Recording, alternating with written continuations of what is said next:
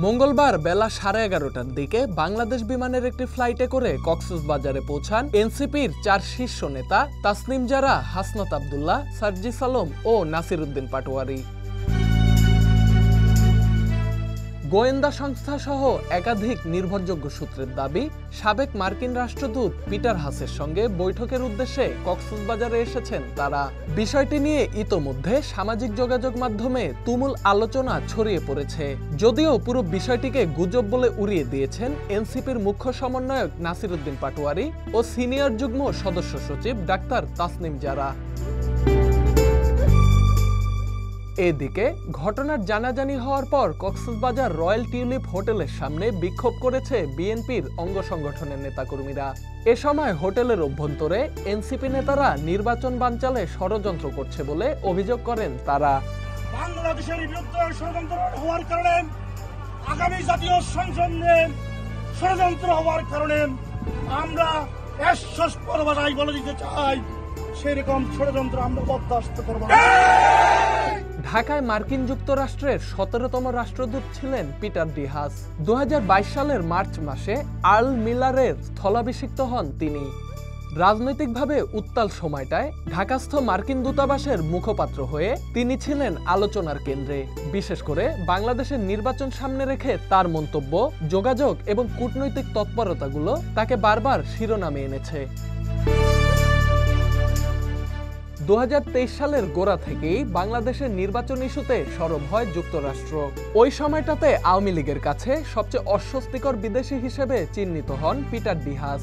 তাকে ঘিরে এমন ক্ষোভ জন্মেছিল যে আওয়ামী লীগের স্থানীয় এক নেতা প্রকাশ্যে তাকে গলা কেটে হত্যার হুমকিও দেন। এছাড়া দলের শীর্ষ নেতারাও ব্যঙ্গ করে তাকে বিএনপির স্থায়ী কমিটির সদস্য বলতেও ছাড়েননি। প্রতিদিন নির্বাচন কমিশনে যাওয়া, দলগুলোর সঙ্গে সংলাপ, প্রেস ব্রিফিং এ করা বক্তব্য, সব মিলিয়ে পিটার হাস হয়ে ওঠেন বিরোধী শিবিরের একজন জনপ্রিয় মুখ। তবে তফসিল ঘোষণার পরদিন থেকেই হঠাৎ করেই দৃশ্যপট থেকে সরে যান পিটার হাস। তার আমলেই বাংলাদেশি নাগরিকদের জন্য বহুল আলোচিত ভিসা নীতি ঘোষণা করে যুক্তরাষ্ট্র। এছাড়া দুর্নীতির অভিযোগে বাংলাদেশ সেনাবাহিনীর সাবেক প্রধান আজিজ আহমেদের ওপরও নিষেধাজ্ঞা দেয় ওয়াশিংটন। এই সময়টাতে বাংলাদেশ যুক্তরাষ্ট্র সম্পর্কের উত্তেজনা চরমে পৌঁছায়। 2024 সালের জুলাই মাসে রাষ্ট্রদূত হিসেবে তার মেয়াদ শেষ হয়। তার কূটনৈতিক জীবনের শেষ পোস্টিং ছিল ঢাকায়। 33 বছরের দীর্ঘ ক্যারিয়ারের ইতি টেনে অবসরে যান তিনি। এর পরপরই যুক্তরাষ্ট্র ভিত্তিক জ্বালানি কোম্পানি এক্সিলারেট এনার্জির কৌশলগত উপদেষ্টা হিসেবে ফের ঢাকায় ফিরে আসেন পিটার হাস। এর আগে যুক্তরাষ্ট্রের অর্থনৈতিক সাহায্য ও উন্নয়ন সংস্থার চার্জ ডি অ্যাফেয়ার্স ছিলেন সাবেক এই রাষ্ট্রদূত। ইন্দোনেশিয়ার জাকার্তায় অর্থনৈতিক উপদেষ্টা, আর লন্ডন, রাবাত, বার্লিন, হাইতি ও ওয়াশিংটন দূতাবাসেরও কূটনৈতিক দায়িত্বে ছিলেন তিনি।